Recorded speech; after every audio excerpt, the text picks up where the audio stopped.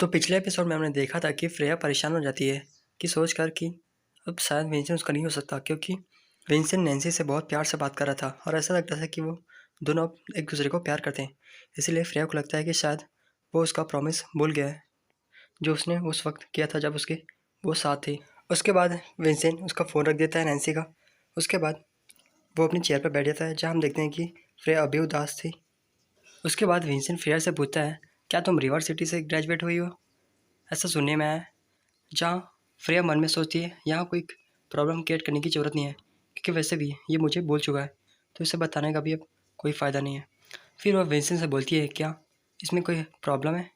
जहाँ विंसेंट बोलता है जहाँ विंसेंट बोलता है, नहीं, बस मैं सोच रहा था कि तुमने रिवर सिटी को क्यों छोड़ा, क्योंकि यहाँ के मुकाबले तो वहाँ तुम्हें बहुत सारी अपॉर्चुनिटी मिल सकती थी, जॉब में भी और तुम्हारे फ्यूचर के लिए भी। जहाँ फिर फ्रेया बोलती है कि मोर अपॉर्चुनिटी मतलब ज़्यादा सिरदर्द, लेकिन मुझे ये सब नहीं चाहिए था, इसलिए मैं यहाँ वापस आ गई। और वैसे भी ये सब कहने की बात है, वहाँ भी वैसे ही है जहाँ यहाँ मेरी हालत है।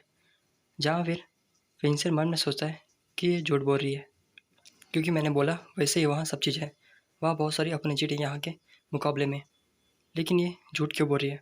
इसने बोला कि वहाँ वो जॉब नहीं पा रही थी, लेकिन ये सब झूठ है। फिर विंसेंट बोलता है कि फ्रेया, तुम झूठ क्यों बोल रही हो? तुम आखिर छुपाना क्या चाहती हो? ऐसा विंसेंट अपने मन में सोचता है। फिर फ्रेया मन में सोचती है कि जब मैं यंग थी तब बहुत मैं भूली थी, तब मैं अपने चाहने के लिए बहुत सारी गलती कर चुकी थी, लेकिन अब मेरे पास कई सारे कर्तव्य हैं जिसे मुझे अब पूरा करना है। और फिर फ्रेया मन में सोचती है कि एक हमारी बेटी होने के बावजूद हम इतने दूर होते जा रहे हैं, पता नहीं क्यों। उसके बाद हमें सीधा सीन दिखाया जाता है जहाँ फ्रेया डिस्चार्ज होती है और फिर वो बाहर निकलती है, जहाँ वो विंसेंट से थैंक यू बोलती है। फिर विंसेंट बोलता है कि तुम कहाँ रहती हो, चलो मैं तुम्हें छोड़ दूँ। जहाँ फ्रेया बोलती है कि इसकी ज़रूरत नहीं है, मैं टैक्सी ले लूँगी। जहाँ विंसेंट बोलता है कि चुपचाप कार में बैठो, वरना तुम जानती हो ना मैं क्या करूँगा। फिर फ्रेया मन में सोचती है कि किसी भी तरह से मुझे ये सब ख़त्म करना पड़ेगा, और ये जब तक चुप नहीं होगा तब जब तक मैं इसके रास्ते से मतलब इसकी तरह ना करूँ जो ये करना चाहता है। और फिर जहाँ फ्रेया बोलती है कि तुम मेरे घर का रास्ता नहीं ढूंढ पाओगे, मैं तुम्हें बताऊँगी तब भी। जहाँ विंसेंट बोलता है कि चलो शर्त लगाते हैं, अगर मैं तुम्हें तुम्हारे घर छोड़ दूँ तो तुम मुझे पार्टी दोगी, अगर ना छोड़ पाऊँ तो मैं पार्टी दूंगा। तो शर्त मंजूर है, ऐसा विंसेंट बोलता है। और वो भी बोलता है कि मैं तुम्हें बिना पूछे ही तुम्हें घर तक छोड़ दूंगा। जहाँ थोड़ा हिंट भी देती है फ्रेया कि बोलती है कि मैं ऑरेंज कम्युनिटीज़ से मतलब में रहती हूँ, नॉर्मली ये आधा घंटा लेता है यहाँ से वहाँ जाने तक में, क्या तुम ये कर पाओगे? जहाँ विंसेंट बोलता है, क्या तुम्हें मुझ पर कोई शक है? जहाँ विंसेंट वही रास्ते से कई बार जाता है, जिससे फ्रेया परेशान रहती है कि आखिर ये करना क्या चाहता है। और फिर वो मन में सोचती है कि ये मेरे लिए सब क्यों कर रहा है और ये मुझसे चाहता क्या है। जहाँ विंसेंट सोचता है, मैंने इससे कई बड़े बड़े कठिनाइयाँ सॉल्व किए हैं मेरे बिजनेस में, तो ये कौन सी बड़ी चीज़ है, तुम्हारा घर ढूंढना तो है बस।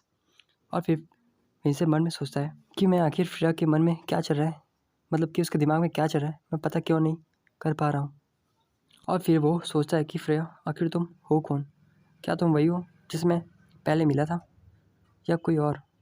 और फिर हमें दिखाया था 20 मिनट का बाद का सीन, जहाँ विंसेंट पता नहीं कैसे पहुँच जाता है हम फ्रेया के घर। उसके बाद विंसेंट उसको चिढ़ाने लगता था कि बोलता है कि देखा मैंने बोला था ना, तो चलो अब तुम्हारी पारी कि तुम डिनर दोगी, ठीक है, ऐसा चिढ़ाने लगता है। उसके बाद हमें दिखाया था कि उन दोनों में थोड़ी बहस झगड़ा होती है, जहाँ वो बोलते हैं। उसके बाद फ्रेया बोलती है कि मिस्टर प्रेसिडेंट, मैंने सुना है कि आपके एक फियांसे है जिसके साथ आपकी थोड़ी दिनों में मैरिड होने वाली है। क्या अगर हम इसी तरह घूमते रहें तो क्या उसको कोई प्रॉब्लम तो नहीं होगी? क्या वो मुझे किसी दिन मार तो थोड़ी डाल लेगी ना? जहाँ फ्रेया मन में सोचती है कि विंसेंट, तुम मुझसे चाहते क्या हो, अब तो बता दो, ऐसा मन में सोचती है। उसके बाद विंसेंट बोलता है अपने मन में, तो अच्छा ये बात थी जो इसे इतने दिनों से परेशान कर रही थी कि ये मेरी एक फियांसे भी है। जहाँ पर विंसेंट बोलता है, क्या तुम डिनर के बाद को टालना चाहती हो? क्या तुम मुझे डिनर पर नहीं ले जाना चाहती? तो क्यों ना आज हम रात ही को चलें? ऐसा विंसेंट बोलता है। जहाँ फ्रेया गुस्सा होकर बोलती है, लेकिन गुस्से को दिखाती नहीं, सिर्फ अपने मन में बोलती है कि मेरे ये सब पूछने के बावजूद भी ये मुझसे ये कैसे बोल सकता है।